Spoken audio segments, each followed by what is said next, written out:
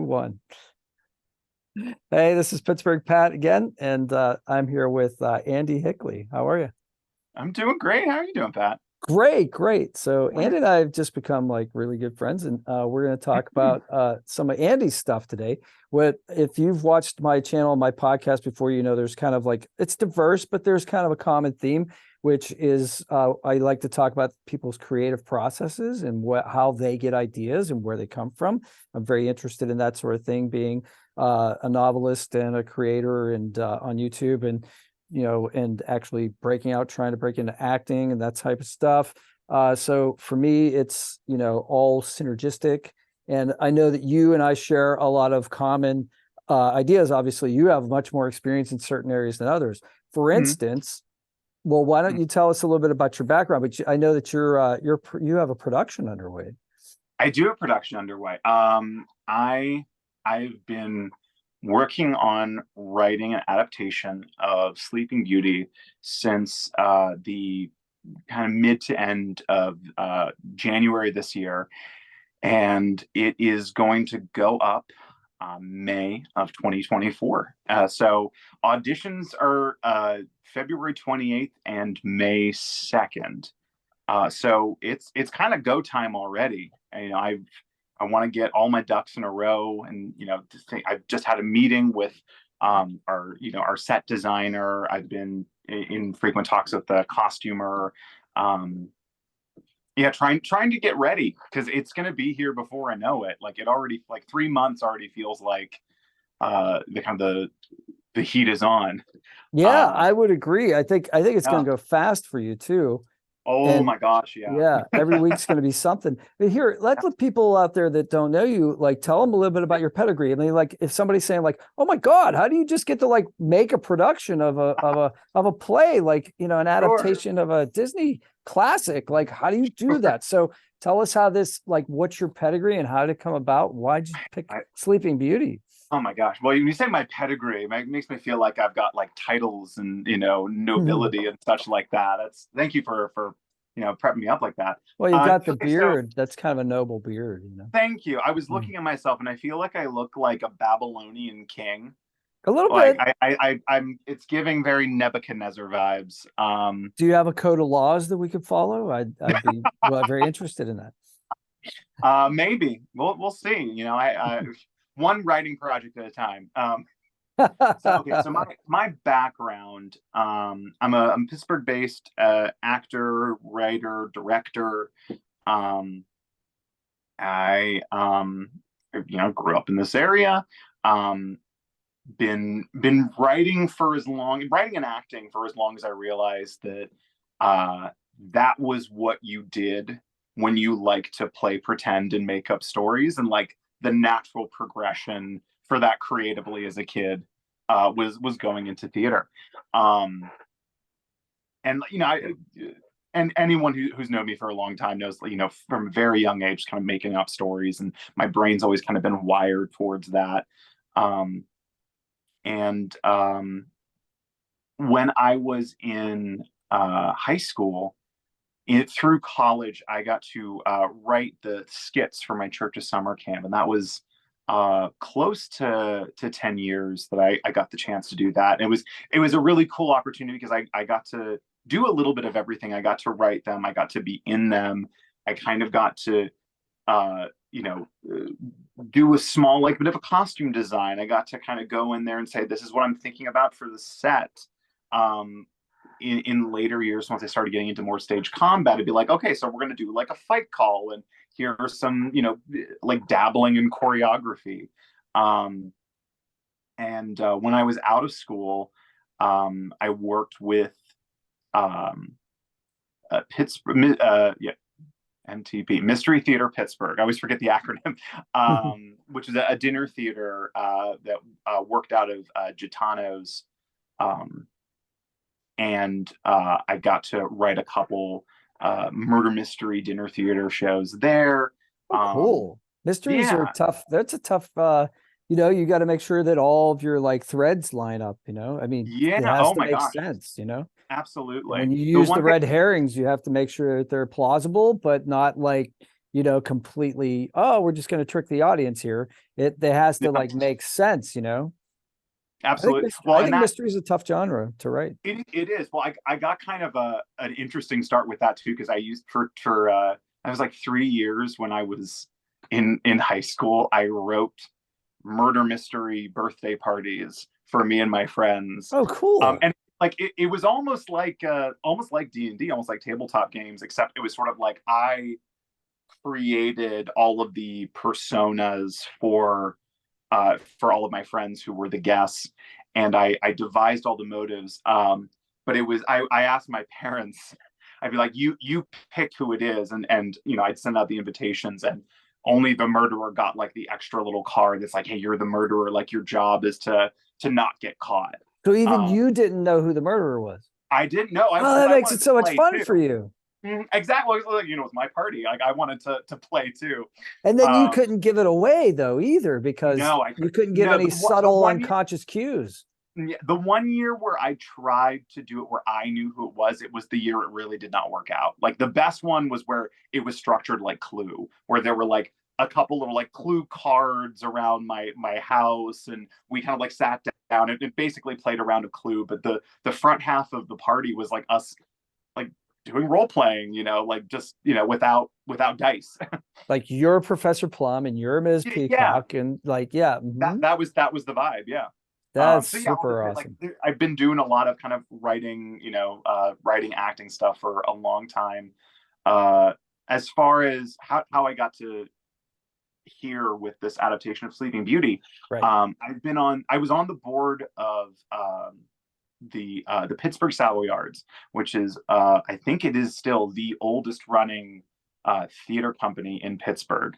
They've been going for 84, 85 years, I think now. Wow. I feel I'm giving a really bad shout out because I cannot. It's 80 some years. That's okay. Uh, We'll put a link in the description box. yeah, People can they can look it up and do some research. yeah. Um, and I've been doing stuff with them since I was out of college, and I was just kind of getting to a point where I stepped down from being on the board. It was just kind of time for a change. But kind of one of my last board meetings for the year, they were talking about what to do for the next season.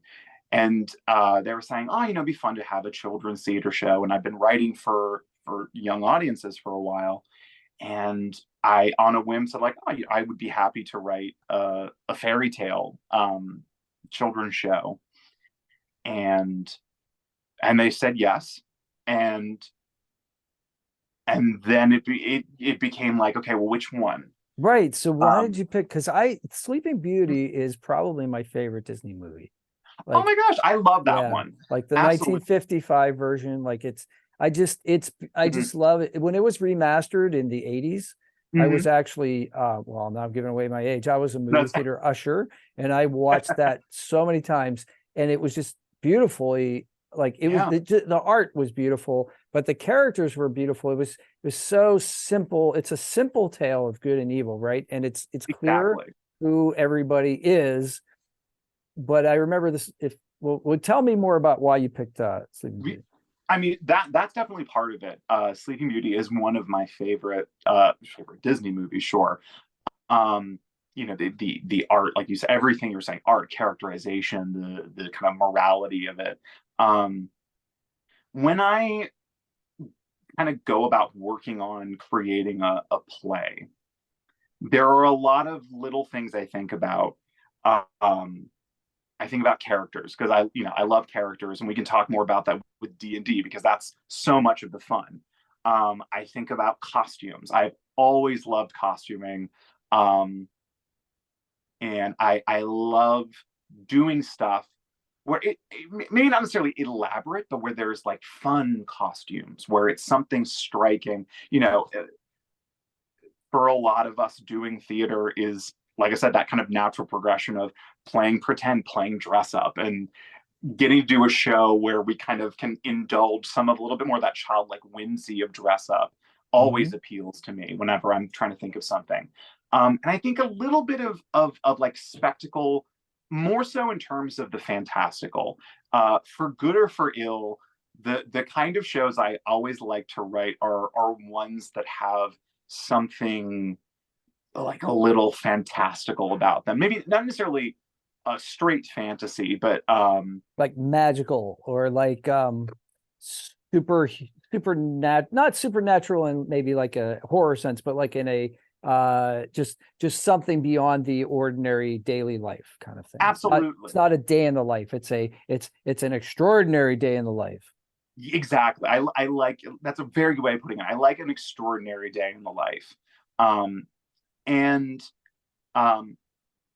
you know, when I was kind of thinking of fairy tales, oh, the other thing that was a big factor was I was thinking about the space that this was going to be performed in. So the Savoyards a couple years ago purchased a performance and rehearsal venue in Bellevue, 523 Lincoln Avenue, which was such a huge get because it meant that we could kind of experiment with doing black box theater, smaller shows in that space. And I always like to kind of keep that in mind. You know, I don't want to write something that is requires 50 plus actors and like I don't know, a giant pirate ship or something. Yeah, like in a a very small balcony space. or like something Yeah, like that. exactly. You have to Yeah, build like a swinging it on structure. chandelier. Yeah, exactly. So I was trying to think of like what's something that you could still do in a smaller space, but that would tick all those other boxes. And Sleeping Beauty kind of just naturally fit the bill as in addition to being a fairy tale that I liked, and one also that people would know. There are a lot of fairy tales that I really enjoy, but I don't think there's a lot of name recognition for like the Ballad of Tam Lin or like the Black Bull of Norroway or East of the Sun, West of the Moon. That doesn't draw as many people off the street as in like Sleeping Beauty. People know that. So that's kind of the long answer to a short question, how we got to adapting Sleeping Beauty. Well, that's cool that you actually got to know which venue you were going to write for, and that's a Oh my plus. gosh, I'm sure there's so many writers that have no idea where their thing is going to be produced, and how many people are going to be the audience, and what the limitations are. So that's a real plus. I've been very fortunate in a lot of the shows that I've gotten to write. I've had the benefit of knowing where it was going to be, so that helped when I was doing the writing to kind of conceptualize a lot of the look of the scene, or even just scene transitions, to be able to kind of start to plot it out with the space in mind. Well, let's talk about Fight Club, because I don't think a lot of people, that's what I call it. My friends are like, what are you doing Tuesday night? I'm doing Fight Club. Oh, you're not supposed to talk about Fight Club. But I'm like, you come to Fight Club, like come. I haven't got anybody to do it yet. But like you turned me on to this. So a little bit of background. We're going to get back to D&D in a second, but we met because of Dungeons and Dragons. Yes. We both kind of volunteered at the same time to be dungeon masters for this game shop in Westview called Game Masters. We'll give Phil a nice plug, and we'll put his information down here below because we all love Phil. Like he's just, oh yeah, I don't know anybody that laughs more. I thought I laughed a lot. Phil probably laughs more than you laugh. You do laugh a lot, which is one of the things I love about you. But Phil is constantly laughing and laughing in the face of adversity. Truly. Well, a quick story about Phil, because I'll go ahead and publicly embarrass myself on this front. Okay. I did not know that Phil was blind when I first met him. And I came into the shop on a whim. I was just looking for books. And Phil, as he does, he's kind of like, hey, who's that? And strikes up a conversation with me. And again, like I didn't realize that, this is a blind man who can't see and is just trying to like engage with someone that walked into the shop. And the first time I met him, so like in my head, I'm like, why is he chatting with me? Like, I didn't come here to be chatty. I wanted to look at books and get out. And it was something like, I remember telling my wife, was like, yeah, like that shop owner, he seemed nice. He was just like, he's kind of just chatting with me like the whole time. Like, this was an interesting experience. And I went back, and I can't remember exactly how, but like I figured it out, and I felt so bad. So you would your entire first visit, you didn't know? Did not know, had no idea. I was just sort of like, weird guy's kind of like being real chatty with me, and following me around. I was kind of talking. having like Yeah, like, and I'll chalk that up to you. Like, I was having a bad day too. I was maybe feeling like a little bit like not super sociable. Um, Well, oh, we're not I used to felt that. I so mean, bad. for whatever reason, like I don't know if this is a society-wide thing, but it seems like, a lot of times you go into a shop, you may Mhm. be greeted, you may not be greeted. It just depends. Sure, But like I I guess I got the heads up before I met Phil at his old location, sure. and I was told ahead of time, this really cool guy who's completely blind like owns this gaming store. We're going to go there and learn how to play D&D. This was back when 5e first came out. So Man. I guess we're going to talk about D&D now. So I let's mean, do yeah, that. I'm so sorry. We'll Derail the get back. No, conversation. we'll get back to Fight Club, but I think it's Yeah. important to get to that because a lot of people, I think, have fantasized about maybe doing something like that. And I know it's always been on my bucket list, and now I'm checking off things. So like, Yeah. but as far as us meeting in D&D, and Phil, Yeah. like, yeah, has made this amazing venue that is welcoming.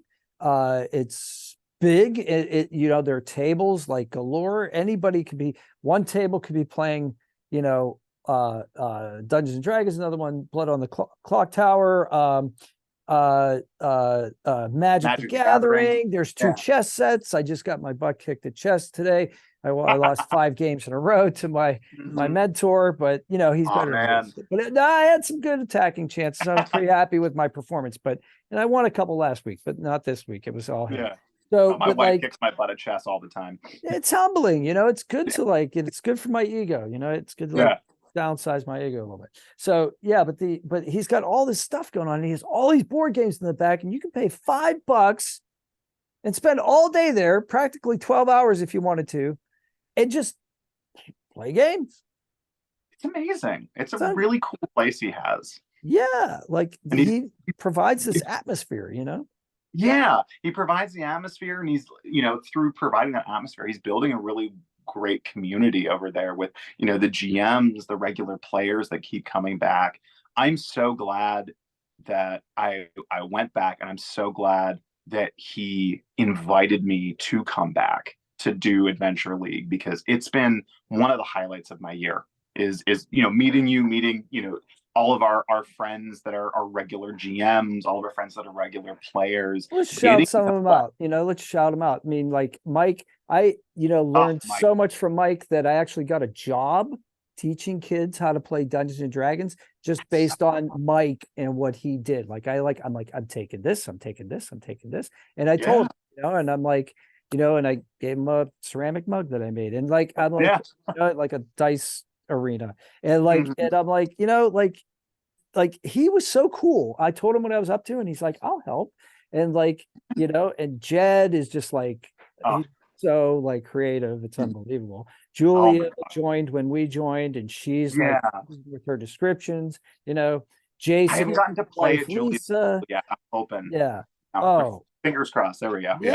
yeah. They're just like, there's so many. And then I met Victor last night, and he's really like, I'm like, oh, I want to play at his table because he's got some really Mhm. cool like ideas with his like hexagonal blocks Um, with descriptions on them instead of figurines, because he has this idea of the theater of the mind. And he's like, very cool. if you put a dwarf down and it's really an orc, people don't see it. So if you write orc with one eye, it's more like they have to use their imagination. And I'm like, Yeah, that's a that's great cool. concept. I didn't think about I that. like that. Yeah, yeah, yeah. Yeah.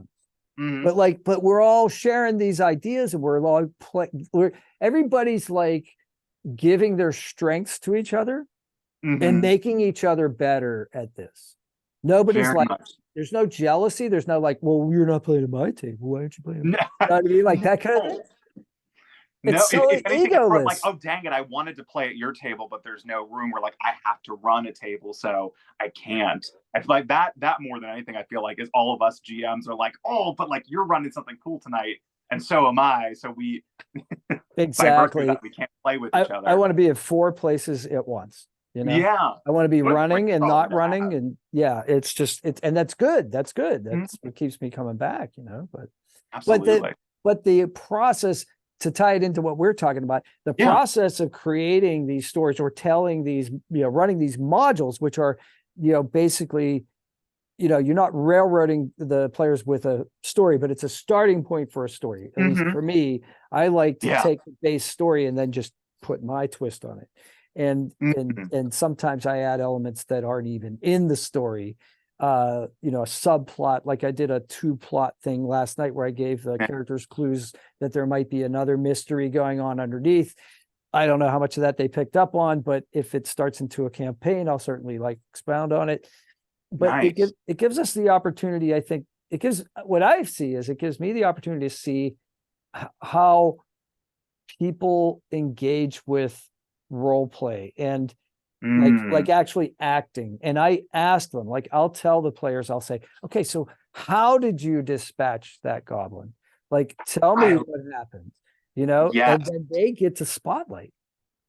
That's one of my favorite things to do, and that's something that I've taken from great GMs that I've had, are the ones that will let me uh, take that some of that narrative agency, let me be a little bit creative with something personal with my character, and I always try wherever I can to incorporate that in my games too, because that's when it's fun, when it becomes not just mine but ours at the table, when you're putting your spin on it.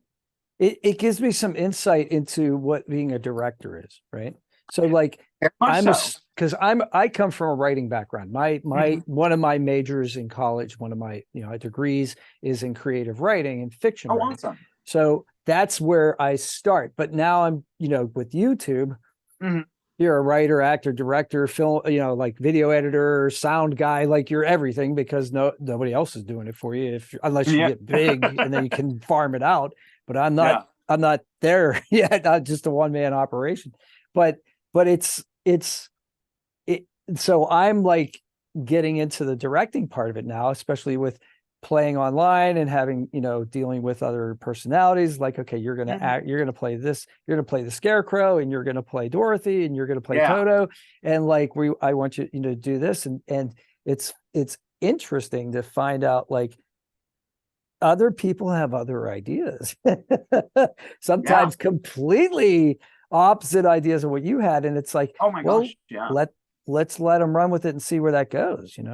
Oh yeah. And I think D&D can be a little bit more of a freer space for that sometimes than theater. Because more often than not, it's you're always playing yes and with D&D. Obviously there are rules. It's almost like, I want to do something outlandish that's against the rules. You got to pull that in. But more often than not, the players can take the story in the most left of left turns than what you planned, and you roll with it. When you're working with a play, you have a little bit more of the boundaries of, like, we have to stay kind of within the bounds of what we're doing. Um, you can't have someone come in that's like, and I turn it into a dragon. I'm like, that's great. We're doing Death of a Salesman. That doesn't quite work with what we're doing here. Um, Willie but Loman Willie breathing Loman the breathing dragon. fire instead of sucking the gas tube or whatever he was Oh doing, right? no! Yeah, right. So Willie Loman turns into a dragon in the final yeah, moments of the yeah, play. yeah. Actually, now that I've said that, I would love to see The that. house blows up in a The gas house, yes, explosion. Yeah, it's terrible tragedy. yeah, The classic American tragedy. The house blows up. It's actually of course. that's more of a Monty Python skit than anything else. Oh Uh, my, yes. I But think good. I was just gonna say, but I think you're right though. Like, there is a little bit of that taste of directing, especially in terms of like working collaboratively with your actors in the way that as a GM you're doing a little bit of the give and take with what your players bring to the table. And you Um, find the characters, you find the players, and that was why I was attracted to your gaming style. And one of the reasons I was like, I got to meet this guy. I got to get this guy on my channel because I didn't even know you had an acting background, but mhm. because of the way that you played D&D, I said this guy's got acting chops. Oh, And thank you. and so and I like to play that way as well. I like Yeah. to do voices, and I like to Mhm. do like like my Eberron character is a haughty woman, she's a female, who's like Right. not highborn, but acts like she's highborn, you know? Yeah, It's yeah, like, you know, oh, darling, darling. You never do yeah, that on a Tuesday. yeah. On a Tuesday, you never have oysters on a Tuesday. Everyone knows that. And by the way, I love your skirt, but it's not your color. But I love your skirt. She Right. always And does isn't these that so like fun to little just like play jibes and some? compliments. Yeah. Yeah, it's so fun to play just something different from you. Yeah. Whether that's like a socialite who's really doesn't have the pedigree for it, or and like anything. Or an aspect of you that you maybe want to explore, but you can do it in a safe way that doesn't have social consequences. Like you're not, you know what I Yeah. mean? Like Hmm. it's hard. Actually, there are still some characters that I still haven't played in Yeah. Adventure League Hmm. that I would play with people that I knew better as I get to know you guys. Because like if Sure. you're not supposed to play like evil characters in Hmm. Adventure League, but the villains, like I mean I don't have a ton of acting background in a formal sense, but I was into like high school productions, and I was the bad guy in both of them, and Hmm. it's fun to be the bad guy. It's Yeah. fun to get the booze.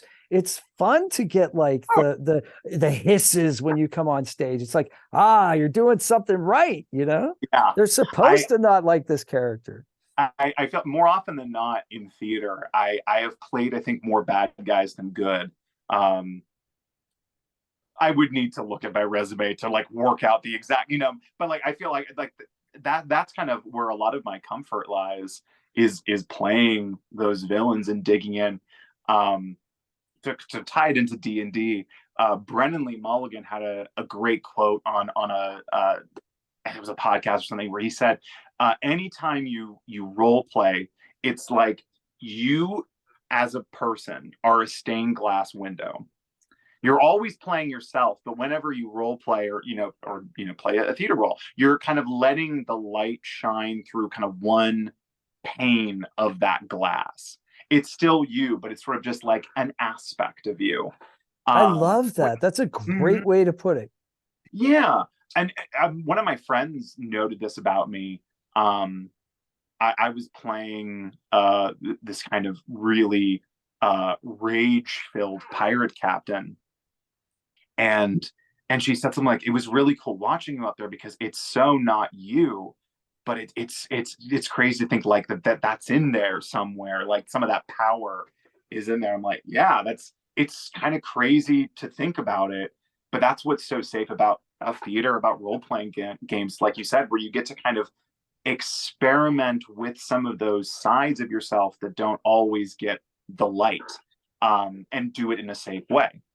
Yeah, and own it, you know, Mm-hmm. and afterwards say, well, that was fun, but that's, Yeah, I'm good. you take it off. Yeah, and I'm gonna that's go one of my back to things. being a nice, normal person again. Yeah, Yeah. and not to like go on too much of a diatribe, or a tangent here. That's one of my things. I'm not overly fond of like the method acting, and I mean like specifically the people that are like, I don't break character.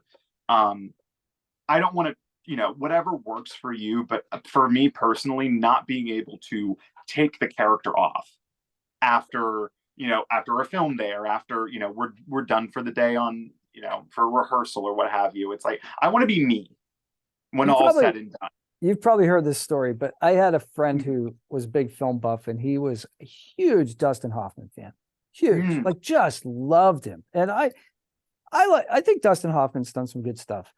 Yeah, I don't have a picture of him on my wall or anything, you know. sure. He's but he's he was a working actor. He did a lot of stuff, and it's cool. Uh, Yeah. but there's this great story about Marathon Man. Oh, You I probably love this you story. know this story? Yeah. Yeah. Well, you tell it then. So correct me on the details. I believe Dustin Hoffman, his character had to have, in the scene, hadn't gotten any sleep. So to prepare for the scene, he didn't sleep. And Sir Laurence Olivier asked him, why he looked like crap. Dustin Hoffman told him what I just said, and Sir Laurence Olivier famously responded, "Why don't you try acting?" I loved it. When I I love told that. that story to my friend, he was so crestfallen. And I was like, I'm sorry, but like, this is one of the best acting stories. Like, there's so many good ones, but that one is just quintessential, you know? It is. My Yeah. boy, why don't you try acting? Yeah. It's like, And you just see him like swirling his brandy and his oh snifter yeah. with his Jesse, why ascot did you on not- while he's Yeah. talking in his dressing gown. Right. Someone's affixing his little cool wrist blade from the movie, while he's, I don't know, having a massage. Right. Rub my feet. Yeah. Oh, Oh, that's God. funny. But Yeah. can you imagine if we had that kind of approach in tabletop games? I think some people, I mean, from what I see on YouTube and for what people talk about, I think some people do. And I think people try to like adhere to their story. You guys are in my story and you're going to do what I want you to do. And it's like, that's going to make a lot of people frustrated, including yourself, It is. Oh my gosh. Yeah. Yeah. It's like we were saying, there's the give and take that goes into it, the yes and of improvisational storytelling like this. So when I sell my package to like the school and I tell like people, okay, I'm going to teach Dungeons and Dragons to the kids, one of the things I emphasize is this is not a game. It's really interactive storytelling. It's really about creativity. It's about them being able to take on different roles. I can teach them finance. I can teach them like, cooperative like strategy. I can teach them tactics. I can teach them like how to work as a team for a common goal, which are all very marketable skills that they're going to need if they're going to work in a job market anywhere. It's all those skills are going to be useful, right? Yeah, absolutely. So that's, the way I talk about it, because most people are like, D&D, what? And I'm like, no, like this is a vehicle for like a lot of learning, It really is. It's something I wish I'd gotten into it sooner. I had a lot of stigma associated with it when I was growing up. I mean, I sidestepped the satanic panic, but there was still this sort of like, I was a nerdy kid growing up, but there was like you did things to sort of like I don't know how to put it. It was sort of like, okay, I know I do this stuff, but as long as I'm not like I don't like cross this arbitrary line of doing something that's so nerdy, then like I stay in my lane, then I'll be like safe-ish. And for me, it was sort of like tabletop role-playing games. Like, well, that was being too nerdy. So like that was something to kind of be afraid of and to stay away from. And I really wish I wasn't so hung up on that, because it's so fun. And I would have loved to have experienced a lot of this stuff earlier in life. There was a period in time where I haven't done this consistently. Like I was introduced to it, in the 80s, kind of like the Stranger Things kind of thing. And it was kind of underground. Like it was, geeks in libraries or like in their parents' basements, like doing this sort of thing, and not really talking about it to too many people because it was kind of frowned upon, And Right, yeah. I didn't really play D&D. I played a game called Top Secret, which was a little bit cooler because it was kind of James Bondish, which like the guys could like, oh, James Bond, but like you're rolling dice. Like, what's that? And it's like, so they didn't, not everybody got it. But then there was a long period where it didn't happen. When 5e came out, I met a couple guys and they were like, we want to try, getting a group together. And I was like, oh yeah. Like I remember having a lot of fun with that. Let's do that. So I kind of jumped on it right when 5e came out. And so that's where my strength is. But yeah, I think what I was getting at was like something happened not too long ago where the geeks took over the world, right? It was cool to be nerdy, right? Yeah. It was okay to own your franchise. You could be, okay, I'm a Marvel guy, or no, I have a Star Wars bumper sticker, or you know what I mean? Like that, that's totally acceptable now. You see it everywhere. You see minivans with like little like AT-AT walkers and like R2D2s in the windows. And I'm like, yes, finally, you're allowed to be yourself or enjoy, like Game of Thrones or whatever it happens to be, Absolutely. I love that that's happened. It's so cool. I think there's still like there's still a little like contention, I think, because that's always going to happen. People sort of like, judging you for the things you like, but it's gotten so much better. The thing my wife and I always say was like, let people like what they like. Is it hurting anybody? No, let people like what they like. It may not be the thing that I like, but that doesn't mean I have to judge you for it. And it may not be the thing that you like. That doesn't mean that you have to like berate me for enjoying it. No, we can enjoy each other's enthusiasm about it. Exactly. And maybe someday we learn to like it. Maybe like I'm not a Doctor Who guy, but it just came on Disney. Maybe someday I'm going to be a Doctor Who guy. I don't know. Yeah, absolutely. There's a lot of things, like I'm not a big Star Trek person, but I can appreciate what it means for so many people and like what it means culturally too. Yeah, the optimism of it. Sure. Oh yeah. I mean, that's a whole, like, we could really get into a whole other conversation talking about not so much the like, is Star Trek better than Star Wars, but like, how are they different in terms of how their fans approach the properties? Because that's a whole thing. Like, I don't want to derail us so much, but like sometime later, let's talk about that because it's crazy. Well, let's take a little break because Zoom is going to kick me out and we're going to have to sign back in. Okay. Okay, hang on one sec. So I'm going to stop the conversation right now.